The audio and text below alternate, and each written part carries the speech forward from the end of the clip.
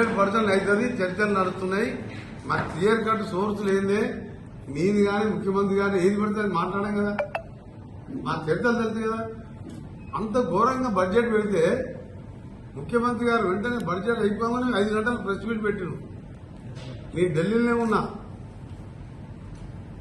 అంత ఘోరమైన తెలంగాణకు అన్యాయం చేసి ఏపీ రియాల్ అంటే 2 రాష్ట్రాలది. ఒక్క మాట ఇప్పటికి ఎందుకు ఖండించాలని చెప్పాలి మీరు. విలీనానికి ఇది చర్చలు జరుగుతుందనడానికి ఉదాహరణ కాదా? అటువైపు అడుగులు పడుతున్నాయి కాబట్టి కేంద్ర ప్రభుత్వం తెలంగాణ వ్యతిరేక బడ్జెట్ పెడితే తెలంగాణ నిట్ట ఉంచితే కనీసం తెలంగాణ పేరు తీసుకోకుంటే ఎందుకు మాట్లాడతలేడు? ఇంత మంచి బడ్జెట్ ప్రవేశపెట్టిన మా ప్రభుత్వాన్ని తీర్చెండాడతావు. నువ్వు రేపో మాపో విలీనం కాబోయే పార్టీలో తెలంగాణ పేరెత్తకుండా 8 రూపాయలు ఇయ్యలే మాకు. అలాంటి ప్రభుత్వాన్ని ఒక మాట ఎందుకు అనలే? నీవు విలీనం అవుతుందా కాదా టీవీ9 వాళ్ళు మిగిలిన టీవీ వాళ్ళు ఆలోచించుకోవాలి. మీరు ఎవరైనా రాష్ట్రం మీద ప్రేమ ఉంటే ఇలా అన్ని రాష్ట్రాలు దుమ్మెత్తికి వస్తున్నాయి. ఇది కుర్చీ బచావో ప్రభుత్వం. మోడీ గారు అక్కడ నితీష్ కుమార్ చంద్రబాబు నాయుడు సీట్లు ఉంటే సరిపోతుంది. లేదు గవర్నమెంట్ పడిపోయి రాహుల్ గాంధీ ప్రధానమంత్రి అవుతారు, ఇండియా కూటమి వస్తుంది అని చెప్పి భయానికి బడ్జెట్ ఇచ్చిండు. మనకు ₹1 ఇయ్యలే. కేసీఆర్ వాళ్ళ కొడుకు హరీష్ రావు ఎందుకు ఇప్పటికీ ఆ బడ్జెట్ మీద మాట్లాడలే? బడ్జెట్ మీద అన్యాయం జరిగింది కాబట్టి ఢిల్లీలో ధర్నా చేయాలి, మీకు సపోర్ట్ గా మద్దతుగా వస్తుంది కేటీఆర్.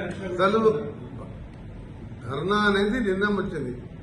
బడ్జెట్ ప్రవేశపెట్టిన రోజు అన్ని పార్టీలు దేశం అంతా గగ్గోలు పెట్టి ప్రతిపక్ష పార్టీలు కుర్చీ బచావో ఆయనకు సపోర్ట్ చేసే పార్టీలకే ఇచ్చాడు. తెలంగాణ మొండి చేయి చూపించాడు, తమిళనాడు మొండి చేయి చూపించని రేపు 27 నీతి ఆయోగ్ సమావేశాన్ని కూడా దక్షిణాది రాష్ట్రాల ముఖ్యమంత్రులు బహిష్కరిస్తుంది. ఎందుకు ఖండించలేదు? ఫస్ట్ దానికి సమాధానం చెప్పాలి. ఇంత మంచి బడ్జెట్ ప్రవేశపెట్టిన మా గవర్నమెంట్నేమో చీల్చి చెండాడుతాం. 73,000 కోట్లు అగ్రికల్చర్ కు పెడితే చర్చలు జరుగుతున్న మాట చిన్నపిల్లలని కూడా తెలుస్తుంది.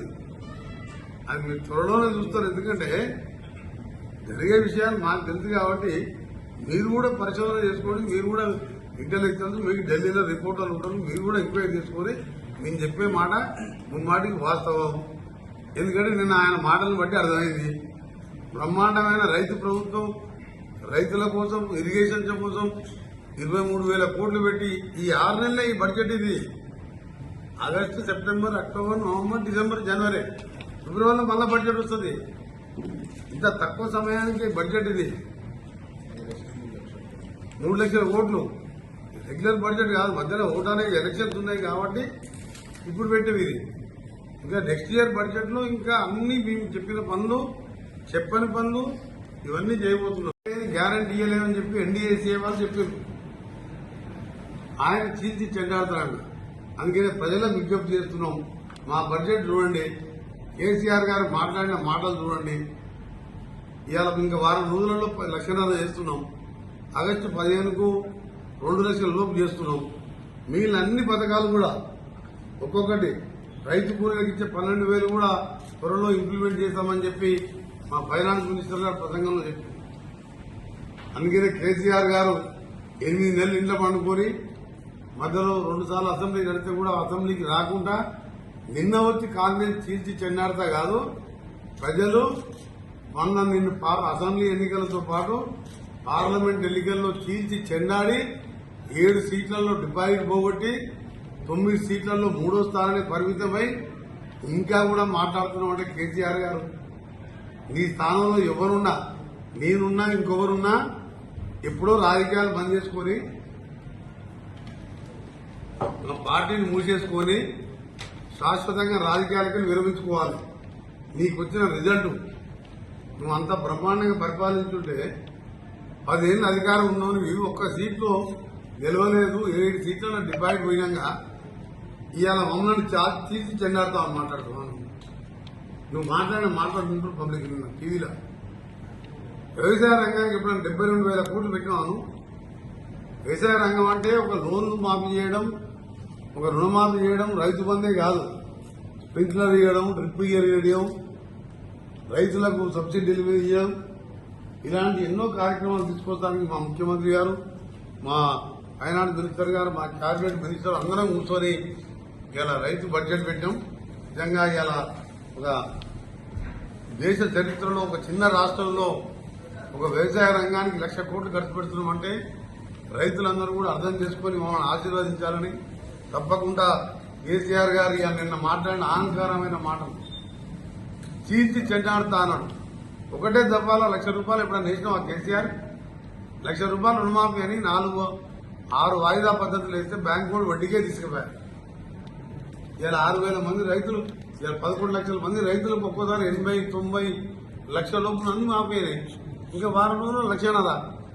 ఒక్కసారి 1,00,000 2 లక్షలు ఎప్పుడైనా రైతుకు చరిత్రలో గతంలో మన్మోహన్ సింగ్ మాఫీ చేశారు. సోనియా గాంధీ గారు, రాహుల్ గాంధీ, రాజశేఖర రెడ్డి గారు ముఖ్యమంత్రి. అందుకే మా జిల్లాకు సంబంధించిన నీటిపారుదల ప్రాజెక్టు సొరంగం నుంచి మొదలు పెడితే బ్రాహ్మణ విలేయంలో కూడా 10 రోజులలో ట్రయల్ రన్ చేస్తున్నాం. డిసెంబర్లో వరకు కూడా కాలువలు పూర్తి చేయడం, దాని తర్వాత సొరంగానికి మార్గానికి సంబంధించి కూడా అమెరికా నుంచి కూడా ఒక మిషన్ బేరింగ్ కూడా 10వ తారీఖు లోపు అక్కడి నుంచి బయలుదేరుతున్నది. అవసరమైతే అమెరికాకు ముఖ్యమంత్రి గారి పర్యటనలో నేను కూడా ఆ కంపెనీని సందర్శించి ఇంకా పనులు వేగవంతం చేయాలని పోయే ఆలోచనలో ఉన్నాం. ఇంకా డిసైడ్ చేయాలని నా ప్రోగ్రాం. ఇక్కడ ప్రోగ్రామ్స్ బట్టి, నా ప్రోగ్రాం బట్టి 8 బస్సుల సొరంగం పూర్తి చేస్తాం. 4 లక్షల ఎకరాలకు ఇంకా బ్రాహ్మణ విలేయంలో కూడా సొరంగం లింక్ ఉంటుంది. సొరంగం ఎప్పుడు నీళ్లు వస్తే గ్రావిటీ మీద మా బ్రాహ్మణ విలేయంలోకి ఎప్పుడు లిఫ్ట్ చేసుకుని ఆ నుంచి కాలువల ద్వారా కట్టంగూరు, నల్గొండ మండలం, అటు మునుగోడు కొంచెం, అటు శాలిగారం కొంచెం ఇస్తాం. దానికి ఇలా గ్రీన్ ఛానల్లో పెట్టి మన 100 కోట్ల రూపాయలు డబ్బులు కూడా రిలీజ్ చేసినాం. ఇవాళ 10 ఏళ్ళు 10 కాలం ఉండి నల్గొండ జిల్లాను మర్చిపోయాను. నల్గొండది మర్చిపోయాను, కాళేశ్వరం కూడా మొదలుపెట్టి పాలమూరుని మర్చిపోయాను, ఖమ్మంని మర్చిపోయాను. అందుకని ఇవాళ ప్రజలు ఆ తీర్పిచ్చును. అందుకని నిన్న మాట్లాడిన మాటలు తీర్చి చెన్నాడుతా.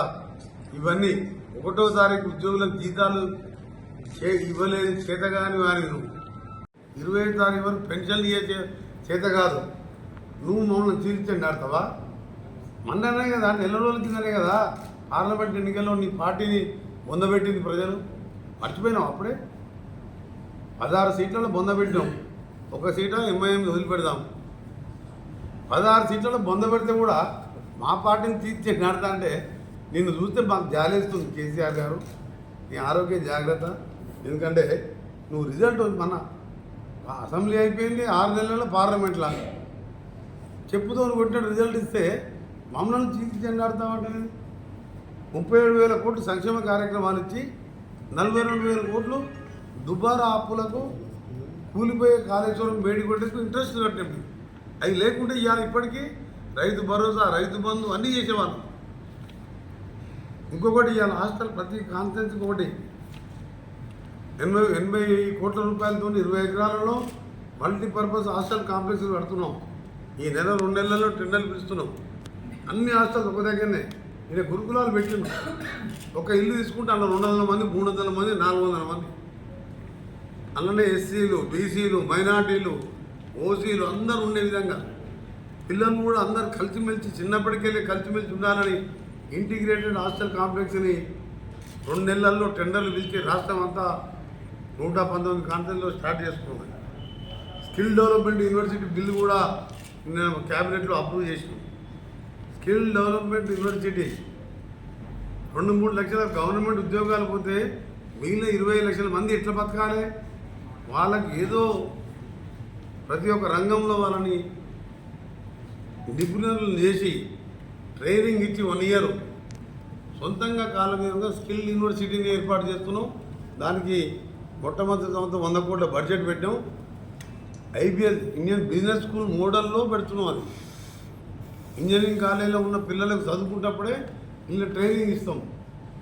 అసలు ఇలాంటి ఆలోచన రైతులకు కానీ యువకులకు కానీ స్కిల్నెస్ నేర్పించి ఎప్పుడైనా ఆలోచన మీకు వచ్చిందా?